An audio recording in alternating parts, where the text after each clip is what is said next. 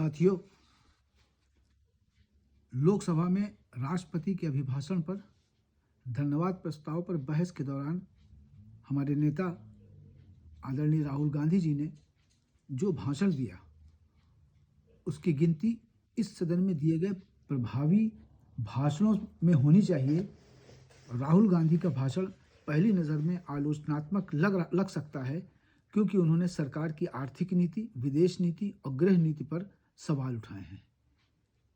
ये बातें देशबंधु ने, समाचार पत्र ने अपने एडिटोरियल में और एक लेख में जो है लिख करके ये चेताना चाहा है वर्तमान में की सत्तारूढ़ पार्टी को कि किस प्रकार से देश है, कैसा संविधान है।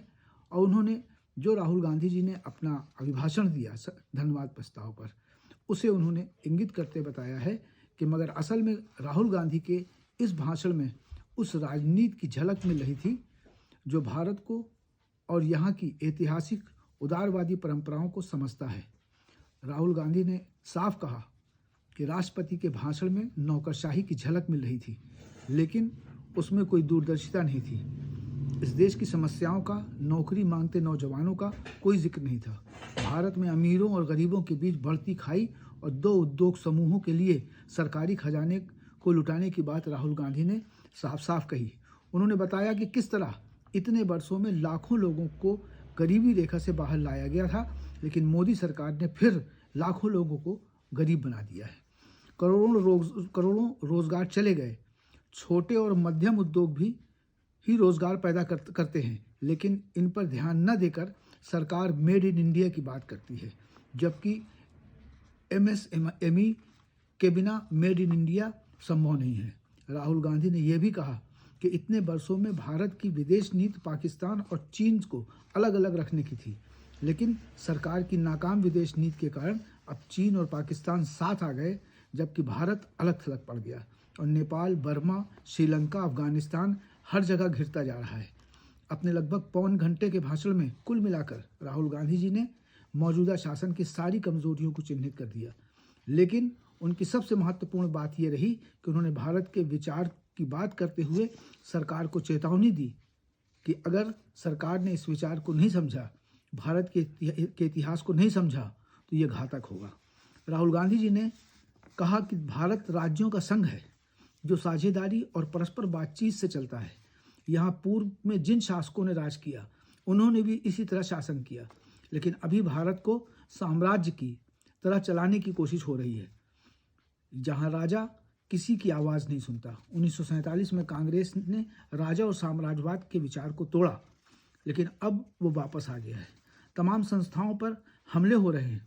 एक खास संगठन ने भारत की संस्थाओं पर कब्जा कर लिया है।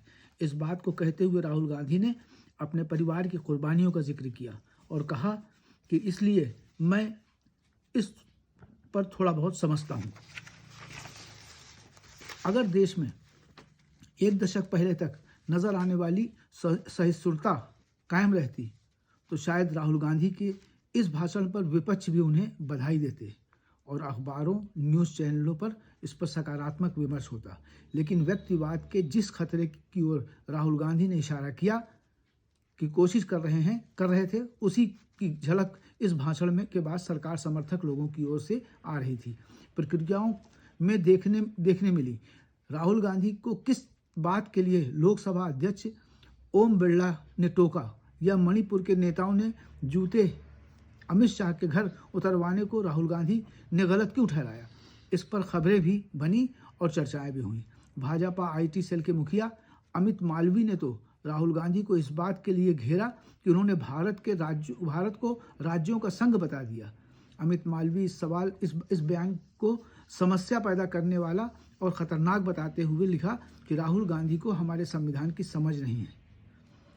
उन्होंने लिखा कि यह आज़ाद भारत का विचार पर भी हमला है। राहुल गांधी का दावा भारत के विघटन के बीज बो रहा है। कुछ इस तरह के विचार भाजपा के अन्य नेताओं ने भी प्रकट किए। शब्दों के इस खेल से भाजपा ने एक बार फिर भारत के विचार पर किए जा रहे गंभीर विमर्श को गुमराह करने की कोशिश की है।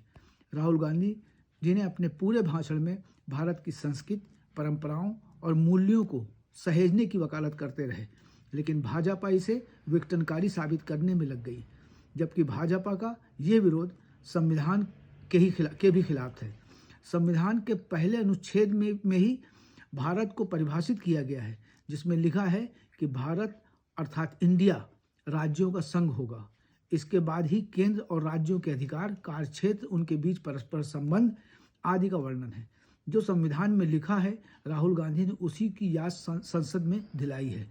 और जिन लोगों ने संविधान की शपथ लेकर कार्यभार संभाला, उन सबको इस बात से इत्तेफाक रखना चाहिए, मगर क्षुद्र राजनीतिक स्वार्थों के लिए संविधान की भावना को ताक पर रखा जा रहा है। भारत का चाटुकार मीडिया भी विपक्ष की भूमिका को गौण और हास्यास्पद बताने की कोशिश कर रहा है, लेकिन ये सारी कोशिशें अंततः भारत और भारत की जनता के विरुद्ध ही साबित होगी। अपने खिलाफ हो रही ऐसी किसी भी कोशिश को नाकाम करने का एक ही तरीका है कि भारत के लोग संविधान का पाठ करें, उसे समझें और भारत के फैसलों को संविधान की कसौटी पर परखें। ये राहुल गांधी जी के विचार थे, ये हिंदुस्तान के विचार थे, ये भारत के संविधान के विचार थे, और इसीलिए उन्होंने संसद पे सांसदों को भी चेताया और देश को भी आगाह करने का प्रयास किया है। और इस अभिभाषण से पूरा विपक्ष एकदम तिलमिला गया है। मैं बधाई देता हूं देशबंधु को कि उसने इस प्रकार के विचार को तरजीह देते हुए अपने समाचार पत्र में दिया। बहुत बहुत धन्यवाद। जय हिंद, जय भारत।